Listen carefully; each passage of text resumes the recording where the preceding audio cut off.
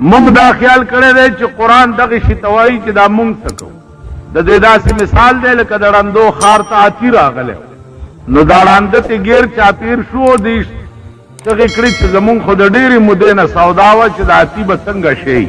نو تاسو ته پته ده چې ړوند چې دی هغه شی په لاس ګوري ځکه د غریب سترګې خویي نه. نو چې دا ړانده تې راتاو شوي دي د یو ړوند لاس یې خېټې سره لګېدلی د چا لاس یې خړتم سره لګېدلی د چا لاس یې لکۍ سره لګېدلی د چا لاس یې خپې سره لګېدلی. چې اتي تې لرې کو نو سړی تې تپوس کوي چې اپیجي صاحب اتي دې ولیدو؟ وی چې او جي. وی څنګه شی و؟ وی داسې یو کلکه ډنډه غوندې وه د چا لاس چې خپې سره لګېدلی و هغه دا خیال کړی چې اتي جوړ دغه مولي ته وایي. بل اپیس ته یې ووایي چې اپیجي صاحب ته اتي ولیده؟ وی چې او جي. وی څنګه شی و؟ وی چې دا د ډولکي د خېټې غوندې یو ډډ غوندې شی و د چا لاس چې خېټې ته لګېدلی و نو هغه تعبیر دا وکړه چې اتي جوړ دغه ډډ شي ته وایي. بل اپیز نه یې تپوس وکړو چې اپیجي صاحب اتي دې ولیده څنګه شی و؟ وی چې د تارونو ماشوړه غوندې وه چا لاس چې لکۍ ته لګېد هغه د ټول اتي نه تعبیر چې دی د تارونو په ماشوړې و. بل اپیز ته یې ووایي چې اپیجي صاحب اتي دې ولیده؟ وی او صاحب څنګه وی داسې څه اوږده غوندې ټوټه د غوښې وه خړتم ته چې د چا لاس لګېد. نو عزیزانو زمونږ اسلام د ملک چې دی هغه د اړندو اتي دی که نه جي. څوک تیاسې مولی غوندې جوړوي او څوک وایي چې پسته تیکه غوندې وه او څوک وایي چې ماشوړه وه او څوک وایي چې ډډ غوندې. نو مونږ دا خیال کوو چې قرآن کریم جوړې په دغه تړاو کې اپس پسې ختم کول او دغه ګلونه ملونه او چڼچونه به دغه ته جوړ قرآن وایي او دغه جوړ قرآن منل دي. نو نور پکې څه شی دی؟ اوس سبا له دې خلقو نه تپوس وکړې ماما اسلام وایي نور اسلام منل څه ته وایي؟ اپس پسې په 130 شپو کې ختم وکړو تراو کې مکړو بیا هم ختم وکړو دغه اسلام منلو ته وایي. عزیزانو په دغه اسلام کې لکه دا زمونږ چې دی او د ضیاءالحق په اسلام کې هېڅ فرق نشته. تاسو خیال راغلی؟ ضیاءالحق وګورئ په دې ملک کې 10 کاله وشو چې اسلام په شرمونو وشرمولو په شرمونو وشرمولو. چېرته صلات کمیټۍ جوړې کړې خلقو ته دا شو کړه چې اسلام منل دغې ته وایي. وګوره صلات کمیټۍ مې جوړې کړي او صلات کمیټو ممبران یې جوړ کړه هلکه دا به څه چل کوي خلق به مانځه ته راوړي. نوتیا کې به هم جوړ شوي دا ول اعتبار دی د پاکستان. چېرته زکات کمیټۍ جوړې کړې زکات کمیټۍ خو به یې دلته کړه جي زکات کمیټۍ جوړې کړې. اوس دغې ته تاسو سوچ وکئ چې دغه زکات چې دی دغه زکات د بینکونو نه چې اخیستی کېږي د دې زکات حقیقت څه شی دی؟ په بینکونو کې 3 قسمه اکاؤنٹ وي 3 قسمه یو سیونگ اکاؤنٹ وی یو فکس ڈپازٹ وی او یو کرنٹ اکاؤنٹ. کرنٹ اکاؤنٹ باندې د حکومت سود نه لګي اچ صدیق یا غب پراته. سیونگ اکاؤنٹ باندې د حکومت 7.5% سود لګي. فکس ڈپازٹ باندې داغه نه زیات سود. نو دوی سالانه زکات چې کم کټ کوي نو هغه د سیونگ او د فکس ډپازټ نه کټ کوي د کرنٹ نه کټ. کم اکاؤنٹ باندې چې دوی سود نه ورکوي هغه اکاؤنٹ نه زکات نه کټ کوي. زکات هغه اکاؤنٹ نه کټ کوي چې کم باندې دوی سود ورکوي. نو 9.5% دوی سود ورکوي او 2.5% ته کټ کی او 15 بیا مالک ته ورکوي. نو دغه زکات خالص سود دی. نو هغه د پاره کمیټې جوړې کړې دي او بیا کمیټو کې چې کوم خلق اغستی دي نو پیشوې د غوښې څوکیداره جوړه وای हमको तो मुयस्सर नहीं मिट्टी का दिया भी और घर पीर का बिजली और चिरागों से है रोशन. ما ته خو د خاورو تیلو ډیوه نه چې زه پرانا کې روټۍ وخورم او ستا کور دی چراغان جوړ شوی. ولې نن زما په ملک کې ما ته اوبه نه ملاویږي په مفت چې زه اوس کم اوبه 25 روپۍ ماوار زه د اوبو ورکوئ که نه ورکوئ کمیټۍ 25 روپۍ ماوار د اوبو خرچ. دا د کمیټۍ تارپیټو چې ناست دی تارپیټو پیژنئ؟ تارپیټو دې ته وایي چې د تارکولو پیپې ته دې واسکټ وراغوستی. دې تارپیټو ته مې وویل چې زه خپل ملک ما ته اوبه مفت نه ملاوي اوبه زما عمل کې زه د پکې لاندې نشم کېناستی د بجلی اخراجات وګورئ بیا په بجلی کې بل کمپیوټر باندې صاحب یو صفر زیات شي سلو نه زر جوړي شي زرو نه لک جوړي شي ورشي چې جی زیات راغلی زه خو د ټاټکي مزدور یم ما سره پیسې کم دي هلته ایس پي ورته وایي ځه شیخه بل داخل که بیا جګړه کوه وایي درته که نه وایي ډېر شکر رحمان بابا ته ډاکټر ته ورغی چې بیمار یم هغې نه بس کتلی دی وی چې تا ته خو نوره بیماري نشته خو د عشق بیماري ده عشق نه توبه وباسه نو جوړ به دی را روان شوی دی په تصور کې خپل محبوب ته وایي چې ستا په عشق طبیب وایي ما رحمان تا ستا په عشق طبیب وایي ما رحمان تا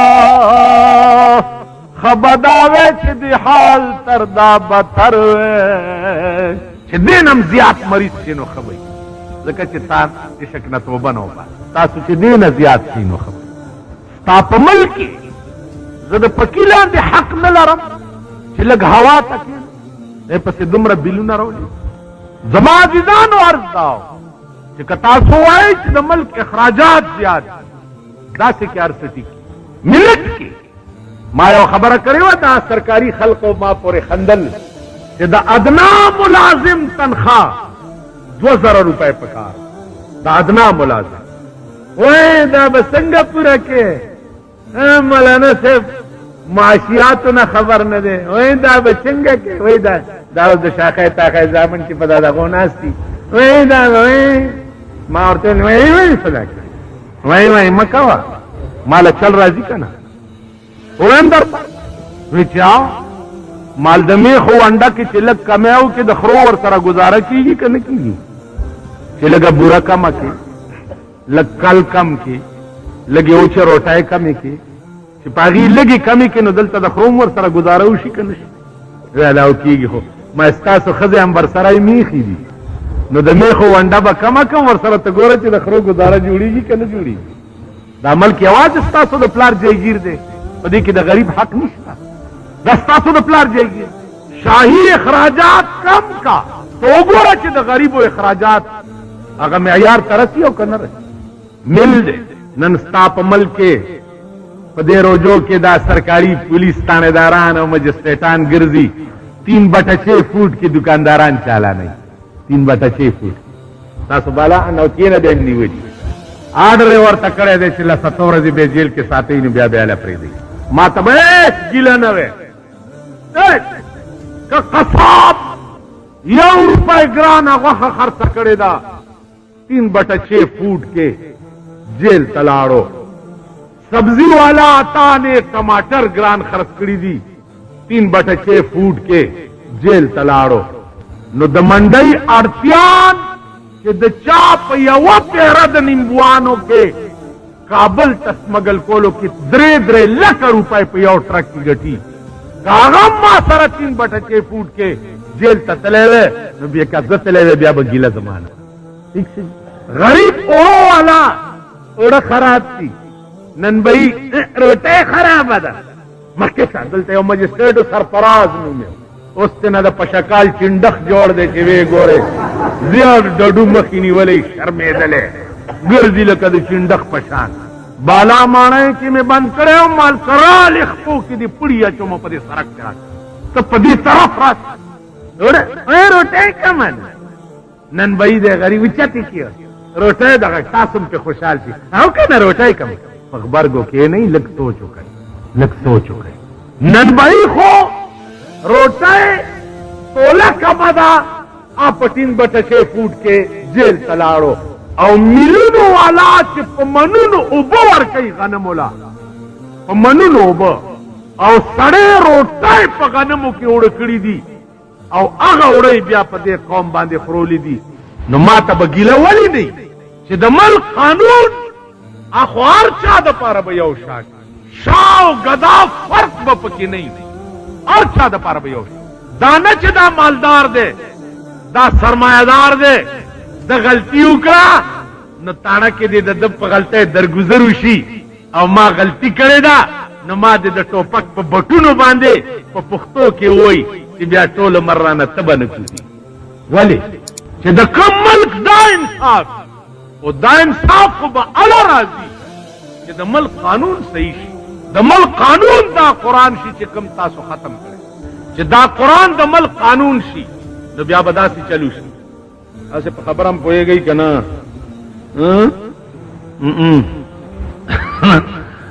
دیوال ته خبرې دي نو بیا به داسې چلو شي. حضرت عباس راغی دعوا یې وکړه په امیر المؤمنین عمر فاروق باندې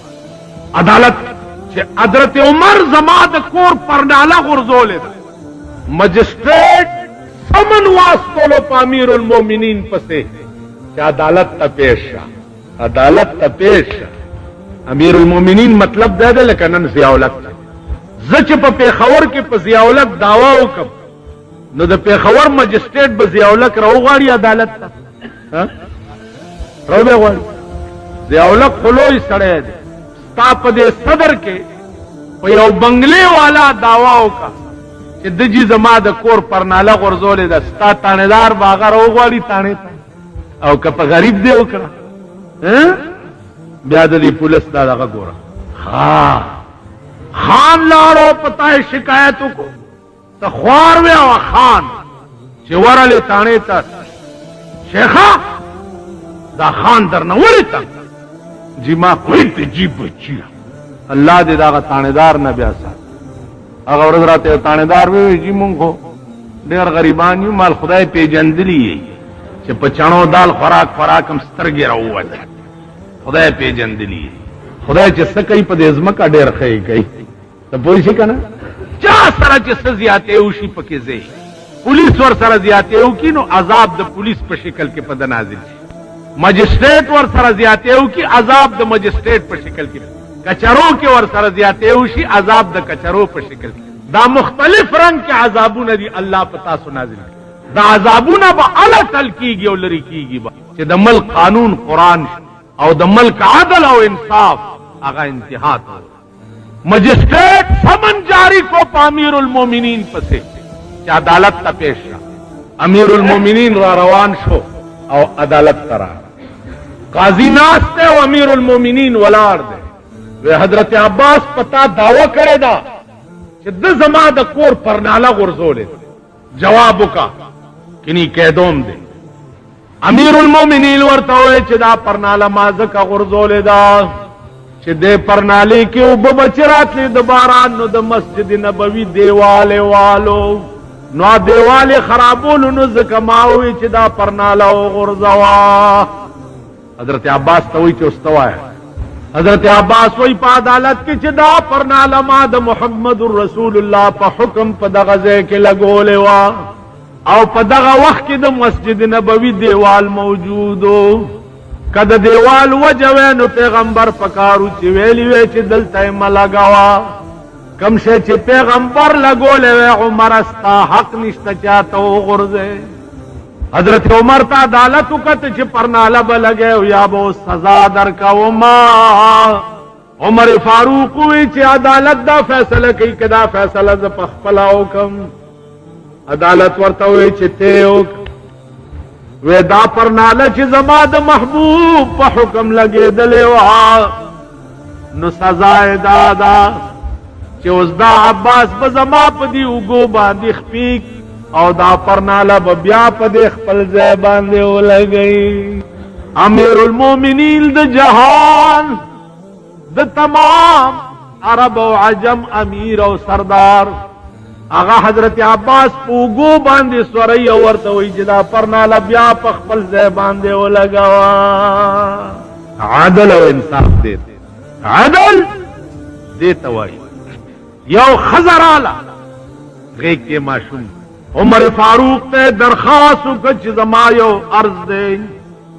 او ورته ودرېدو. بیبي وایه داسې ورته نن ته عرض له چې چاته ورشي چې زیاتی را سره وشو وایه په ایمان چې پاکستان کې دی چې دوه څیزه نه وو، دولت او سره سترګه، نو په وخت ځان له کوتې که نه چې ور کوزېږې ستا د اوسېدو ځای نشته. سره سترګه دې نه وه او دولت کې نو قبر ځان له په وخت لټوا. دا د غریبو د اوسېدو ملک نه دی، دا د بېکسو د اوسېدو ملک نه دی، دا د فریاد دا اورېدو والا او خلقو ملک. فریاد چاته ورته ودرېده. نن ستا د ملک لوی فریادګاه چې دي تاڼې دي، ته د خدای خوار او غریبې تاڼې ته ورشه. مرزا صاحب مرزا صاحب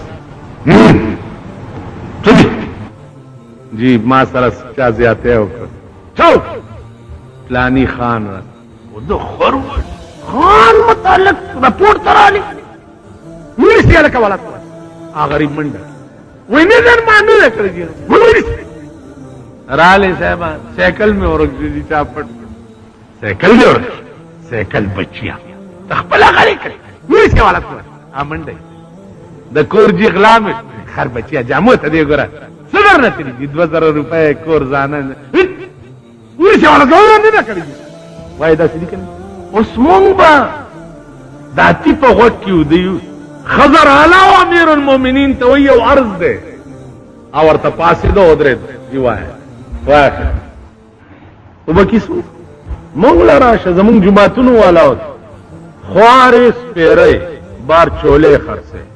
یا ممپلي خرڅې او جماعت ته راغې. استاد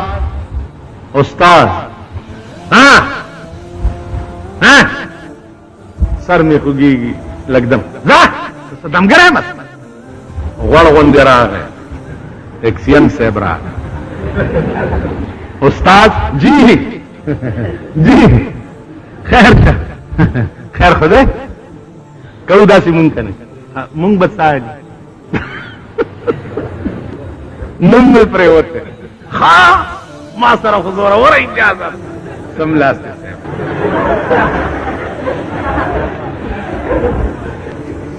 چې خوار وې او سپېره وې ته خو راشه ماته وایې چې نوم مې پرېوتی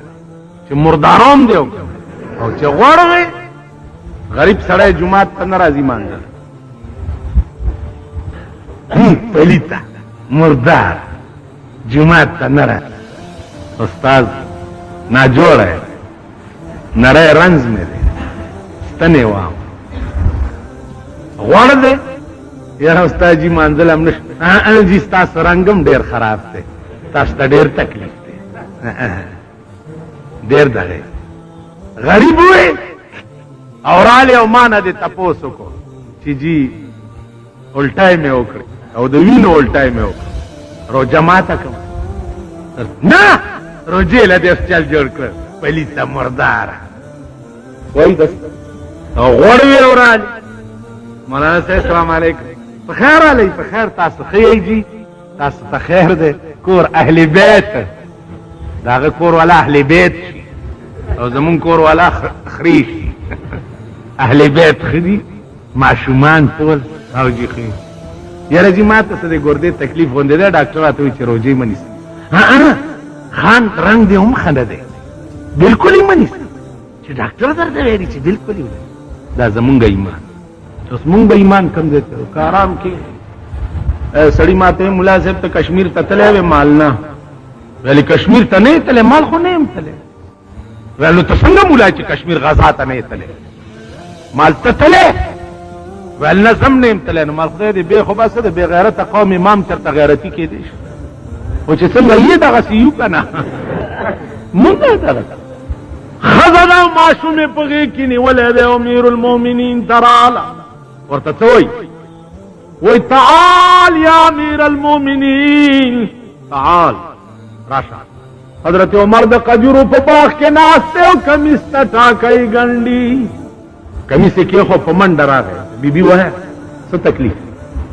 الله ورته امیر المؤمنین په دې مې پوه که چې دا قرآن چې ته وایې چې دا د مسلمان د ژوند قانون دی نو دا قانون یوازې مونږ د پاره دی او که تا د پاره هم دی مونږ د پاره عمر فاروق ورته بی بی خبره دا ده چې د خدای په قانون کې ترمیم نشته د خدای قانون د شاه او د ګدا د پاره دا امیر او د غریب د پاره یو شان دی. وی فرق پکې نشته؟ وی نه. وی چې فرق پکې نشته، زما دا په غېږ کې ماشوم چې دی دا ستا امانت دی. ستا زوی ابو شحمه ما سره زنا کړې ده او دا د هغې نه پیدا دی. نو ما ستا په دربار کې عرض وکړو اے عمره دې نه مخکې ته پوهېږه او ستا خدای دې پوهېږي. الله. عمر راغی ورته بیبي خدای په امان ته ځه کور ته راغی. چې کور ته راغی زوی روټۍ خوړه. چې روټۍ خوړه بابا ولې پریشان غوندې. عمر فاروق ورته وایي بچیه روټۍ وخوړه په مړه خېټه، ما ته داسې معلومېږي چې ستا نن اخري روټۍ ده زما په کور کې. زوی ته وایي او بیا وایي زوی ته ماما او بیا وایي مونږه وایي ملیان پیران میاګان سیدان د ګردي غوث نوسي. دلته د ګردي غوث نوسی دی نو هغه د دواړو لاسونو کې مړزان نیول دنګیا را دنګیا. ښځې راشي وایي دلته د ګردي غوث نوسی دی ماشوم مې دمول له راوستي چا چرته دی مال تروړه د ګردي غوث نوسی خو دلته نشته، د آدم علیه السلام نوسی شته، د پیغمبر نوسی قدمې پې ماشوم و یا چرته دی مال زه یې مه که. ستا په دې ملک کې پرنګ رنګ د دین نه یو ماحول دی دمګری. ته ما ته ووایه چې ستا د ملک قانون قرآن وي نو په دیوال به ما نه څوک کلي کي چې مشهور نجومی کے کرش میں ہاتھ دکھا کر دل کی حالتیں پوچھے. ڈاکٹر ایس ایم کاظمی، ایم ایوب صابری، تا ټول پنجاب او پېښور د نجومیانو د ایډورټایزمنټ نه ډک. قانون ستا د ملک قرآن وي. قانون څه دی؟ من اتا کاهنا فصدقه بما یقول فقد کفر بما انزل علی محمد صلی الله علیه وسلم. پالګر ته څوک راغی او لاس یې ورته وښود او د هغه په خبره د یقین وکړو نو دی کافر شو په هغه قرآن چې کوم په رسول الله صلی الله علیه وسلم. پالګر ته راغی او لاس یې ورته وښود او تا وایي چې هسې ورته لاس خیم یقین پې نه کوم، هسې ګورم چې دی به څه وایي. د دې هسې لاس ښودونکي یو عبادت بم تر 40 ورځو پورې د خدای په در کې نه کوم. نن ستا د ملک اخبارات اشتهارات شایع کوي. اخبار به مانه د کفر اشتهار شایع کوي. یو نیسمو سر لاندې او خپې پاسې ځوړند کوي. ته وګوره چې بیا ټپو کي په دې نوچې په دې مین روډ باندې یو سړی ځوړند کم سرلاس او خپې پاس سر لاندې او خپې پاس او تاسو پې تېرېږي او دی برړانګې وایي د خره غوندې. هغه جرم ته به نږدې را تېر شئ، نږدې به راشي. نو زما عزیزانو عرض داو چې امیر المؤمنین زوی ته وایي چې بچیا ما ته داسې معلومېږي چې ستا نن اخري روټۍ ده زما په کور کې. روټۍ وخوړه وخوړه او را روانې کړو، لاس نه ونیو بارې روي. ورته وایي چې تا پلانی ښځې سره زنا کړې ده؟ هغه وایي چې او پلاره کړې مې. ویلي منکر ولې نه شوې چې نه مې دا کړې؟ ویل یو مې زنا کړې ده هغه جرم مې کړی دی، دویم جرم د دروغ ولې وکړو. دروغ ولې وویل؟ را مخکې شه مسجد نبوي ته یې راوستو. دا مې دې پورې وی چې دا جومات یوازې د منځونو ځای نه دی، جومات د مسلمان قوم د هرې فیصلې ځای دی، په دې کې به هره فیصله کوي. جومات ته یې راوستو او جلاد یې راوغوښتو.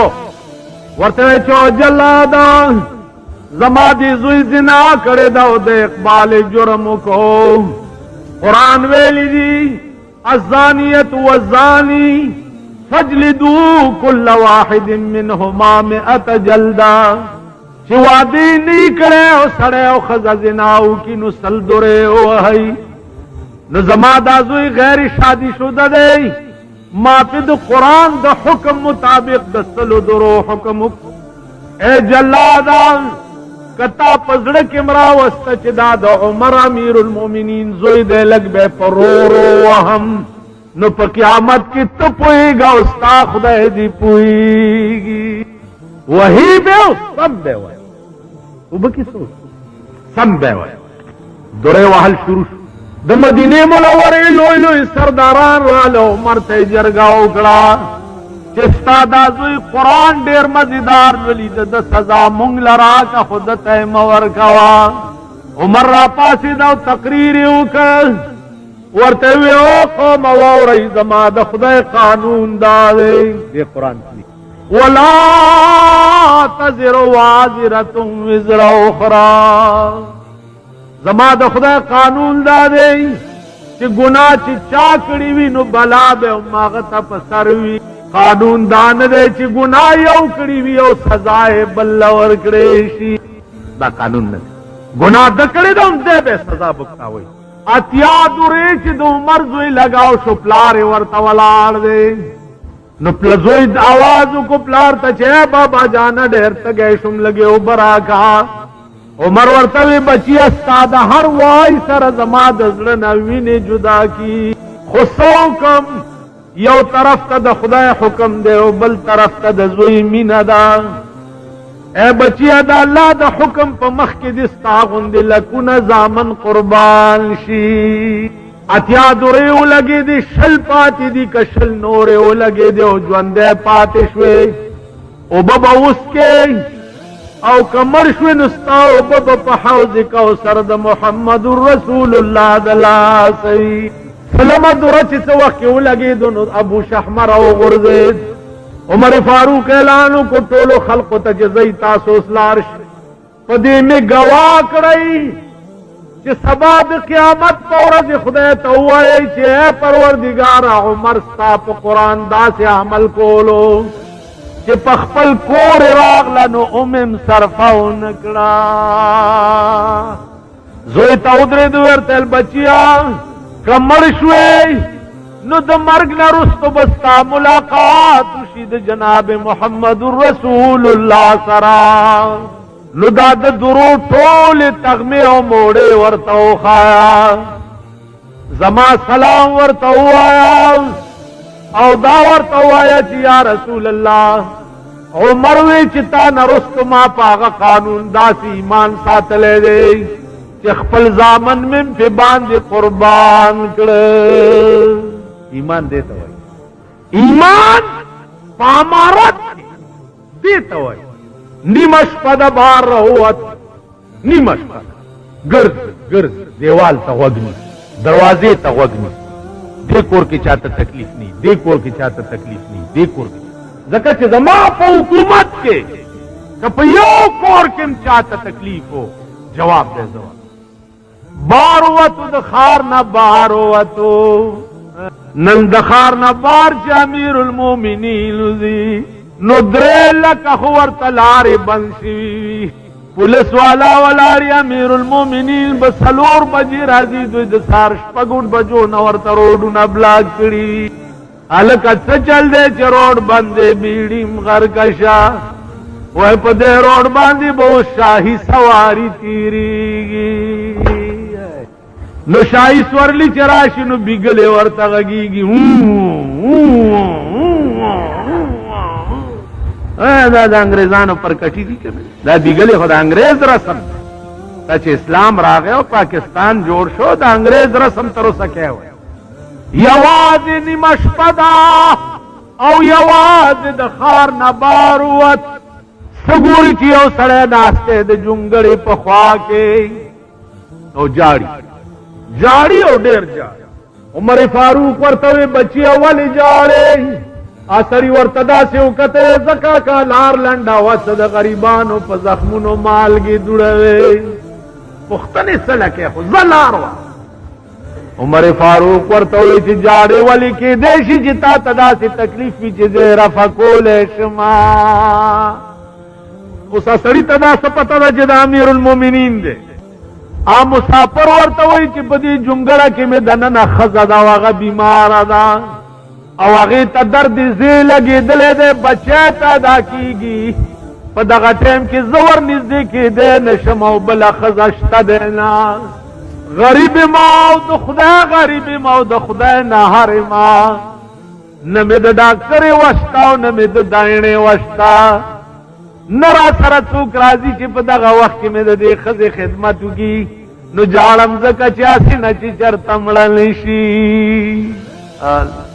حضرت عمر وی ستا ښځې ته د خدمتګارې ضرورت دی ویلی وی یو منټ په یو منډه کور ته او خپله ښځه یې راپاسه خزه را پاس سچل ویالا بی بی زر کوا په خدای قسم چې الله پاک د جنت دروازې درته کلاو کړي دي د داسې لوی خدمت موقع درته په لاس دروستې ده چې شاید چې په ژوند کې داسې موقع درته بیا پیدا نشي د یو غریب ښځه د بچی پیدا کېږي که دې وخت کې څه ضروري د ښځو څه څیزونه میزونه یې هم ځان سره راوړل حضرت عمر بی بی قجوری او ستوان راواغستا او عمر مخ کے او خزای ورپسې او پدې مېرو کې منډې وای که هو پنی مشپا کې زما کور تراش او بجلیګر مولا تټلایو او ته دې یې څوک یاد نه یاد ماشکی وی یاد مزدور وی یاد پکوړو والا وی یاد پچابړي کې ممپلو خرصولو والا او دروازه وټکاو بجلیګر مولا راوته ولا لکا او ممپلو والا ورته چې خزه می بیمار ده بچي کیږي کدا خپل کور والا رګولېږي او به کمزه وا جانو بزرګانو شیخانو مولایانو جماعت وې د عبادت ځای ده او به کوي لوی ولی او بزرګ تا ورشه خلوت خانه ورته وټه جی خزه می بیمار ده کله کور والا رو وای ته پلی سمون کور والا پردمنا بیبی کله مو بیبی نشي دا په صدر روډ کې دا څومره دا اړای ګډي ګرځي دوی ته بیبي بیبي وای دا بیبيانی عمر چې ورسېد د غریب جونګړې ته بیبي چې دنه نکولنو لاس نه ونیوا ورته او بیبي استاد د خدای په ذات قسم وی چې د دې غریب د خزې داسې خدمت وکړه چې د خپل خور او یاد مور وی بیبي دنه لاړه عمرم بار پس مکه هغه مسافر سره کېنا ډېر سات تیر چې وخت تیر شو نو بیبي دنه د عمر فاروق आवाज یا امیر المؤمنین مبارک شا وراره دې پیدا مبارک شا وراره دې پیدا آبار چې کوم غریب سړی ناس ته هغه پرېږ دې دو چې دا امیر المؤمنین دی ښځه یې دننه په لړزان شوه چې بار امیر المؤمنین ما ته راغلی او دا د امیر المؤمنین ښځې زما دومره خدمت وکړو ښځې او خاوند باندې لړزاول د ښځې ایمان ته وګوره چې د مزدور بچی ته د میړه وراره وای نن به د مزدور بچی ته د خان ښځه د هغه وراره وای مونږ به وای نو ګیرې میرې کیسې نشته ماما په آرام کښېنئ دا ګیرې زمونږ چې دي دا داسې واخم ډېر ولاړي په دې ولو ملو باندې تاسو پوه شوئ یو طالب ته یو خان وی طالبه تا دا ګیره ښه ده که زما د سپي دا لکۍ ښه ده طالب ورته ویل خان پته نشته ویل ولې وی که دې ګیرې ایمان تېر کو خو ستا د سپي د لکۍ نه دا ښه ده او که ایمان یې تېر نه کو نو بیا دا ستا د سپي لکۍ ته ښه ده نه کور لاندې تېره کړي او لږه یې ودروئ هلته چې جنازه یې تېروله نو هلته چې ودرول آواز وکړو چې فلاني خانه هغه ورته په سر راوویست ویل ولې ویل ستا د سپي د لکۍ نه زما ګیره ښه شوه ایمان مې تېر کړ عزیزانو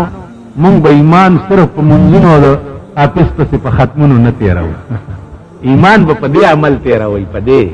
د ښځې ضرورت شو ښځه پیش کړي د لور ضرورت شو لور پیش کړي د زوی ضرورت شو زوی پیش کړي او د ځان ضرورت شو ایمان به په دې خبرو کې عمر فاروق هغه مزدور رپیږي لګیا دی نو عمر ورته وایي چې بجا اتنا بھی خدمت آپ کا سر لا نہ سکتا تھا بجا اتنا بھی خدمت آپ کا سر لا نہ سکتا تھا غلامی کی سنت شاہ امم سے پا نہ سکتا تھا وہ مسافران کزد غریب و خدمتگار نوی زد غریب و همدرد او پنی مشپا میں خزد غریب و خدمت لنوی راوستے نو نن بزمانا ما د محمد رسول اللہ د غلامانو پلیس کلی کلی دانن چیز عمر ما او په دنیا کې ملو یا سلسله دا په خدای قسم چې لوی کړی خدای زکایم چې ځان خاورې ګڼم دا عمر دا ایمان د چا ایمان بدر ته د نفس عثمان ذی النورین یو سړی بس دا خبر اوري نو بس یو سړی ولراله رسول الله را لګلم یو من شات می پک ولکن قافله را روان تازه قافله د 200 خان وراله ساروان ته وی حضرت عثمان چې دې سړی له یو من شات ورکا ساروان ورته وی چې عثمان دل چې من شات ورکم د اوخ بار بار یو انډه سپکاو بل درنو په اوخ بار نټینګي حضرت عثمان ورته وی چې من شات بدل خامخا ورکه او کبار نټینګيږي ما مله داش ونو ټول بار ولا ور ټول بار ور ساروان ورته وی چې عثمان د اوخ بار بدا سړی وړي څنګه وی چې وړه نشنو خم ولا ورکا وخم ور ساروان ورته وی چې دا اوخ چې دا مخ کې روان دی او ما تل ورکو د نرستو دا 200 خان دنه بغیر دوزینا دا اوخ مقدمه الجيش غونډه ده دا 200 ټول د پسیزي کې نه دا دوزینا حضرت عثمان وی دا اوخ او دا بار خو مې دل ور کړی دی چې دا نور خان د دې اوخ نه بغیر نزي نو دا د 200 خان ټول قافله دل ورکا ساوان زر پړې واغس غلې ور عثمان ورته وی تلوار ولي کې و عثمان او یاره دم پزړه کې چا سينه چې اوس تراته وې چې تم ور سره ځا ولې کته ور سره لار شنو بددا ورته و عثمان تا د پاره خو به ما غوندې مریونه ډیر پیدا شي خو ما د پاره به تا غوندې آقا بل پیدا نشي سخاوت دې سخا دې پکوړو په دکان ولاړې درو جماعتي ټیم دی او غریب را لکه یو روپۍ پکوړې مالم والا لکه ورکه وطن ودل یو روټایم ور ځه دې دې خو باسه تاسو بده سی وای کړی تو جماعت کے ناس تمرو جماعت راغلے دے پکوڑی دی کجوری دی پنیر دے سموسی دی شربت دے نا شربتونو مالا نامین رازی دیر قسم دی روح افزان انجروت جوڑ خلق والا پا قطار والاری روح افزان بے خباسا خسور رنگ پکے چولے او د چینو شربت نو روح افزاد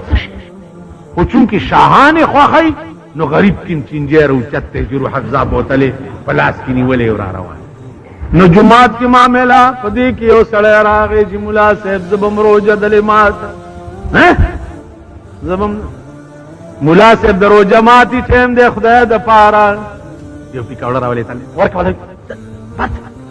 بار به ولې شړې خدای د پاره ډیر سي زونه پراته دي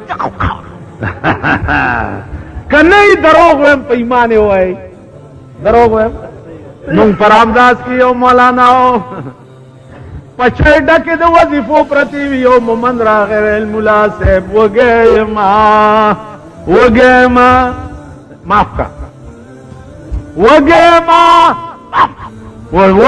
پچې ډکه پرتی دی او دو ټوکړي کو تک تلاش کا مومن مخ کے مولا اور پسے چې زپې وارالم څه چل دی رانی غل هغه معمولی و د لاسه چې رښتیا جومات ته اغلا کوله څه چل یو غل نه مستاز خدای ته وګوره دو وظیفې مې ته غوښتې وګه ما ته وګورئ روزه ده امام حسن او حسین بیمارو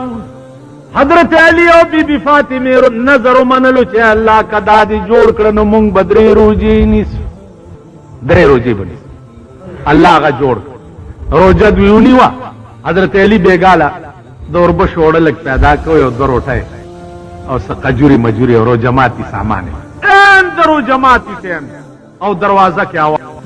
چې کور والا دو کسان یو دواړه نهر یو د خدای په نامه حضرت علی ټول سامان اوچت کو او یو ورغی ورځي خدای په روزه د ورځې نیولې و شپم نهر سباله بیا روزه چې سبا بیا د اوربه شروټه او کجوري مجوري برابر کی بیا आवाज شو چې خوار او غریبان یو وګیو نهر یو بیا ټول سامان اوچت په درې مورځي بیا چې روزم सामान बराबर को ब्या वेली चे गरीबान यतीमान यू द खुदाए पनामा ब्या टोल सामान चल द्रेश पे और द्रे उरजे नहर और जान ले चे सब तैयार करी आगा उचक का बल्लावार कुरान राग यूफूना बिलद्र दा कुरान रागे चे चाहता सुनन खत्म करे यूफूना बिन्नज़्र व यखाफून यौमल कान शर्रुहु मुस्ततीरा हजरत अली और बीबी फातिमे पर नजर बांधे वफा उकड़ा वले दाग औरज न यरे दाग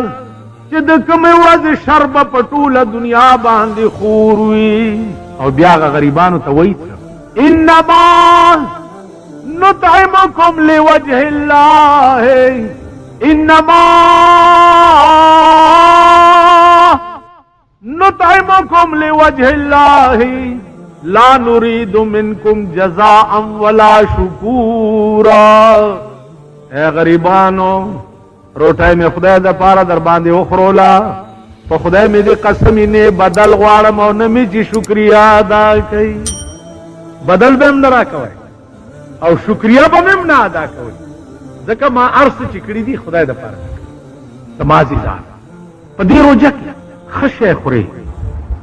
पेशमने दा फिक्रम दरगले दे मां सरा गावंड के उगे उसीगी नहर दे यतीम दे आबद पेशमनी से खुरी दरगले दे फिक्र ने दर वो दे खोल पदी उगो अजमुगा इमाम दे नो औरत में तपोसु को मार कर रोटे वेलदा सी यवनी मा खाम क्रम और ध्वनि में सार पेशमनी बराबर ओ मायदे पदी उगो अर्गा में आई छी दस नारी की दास देखो यो सड़ी का नहर अशपपाला का की तेरा कर यो माखाने नो पेशमनी पूरा रोटे हो पड़ा तोला महला पे अल्लाह जहन्नम तोला महला तो ये आवाज दे ले नहीं खपला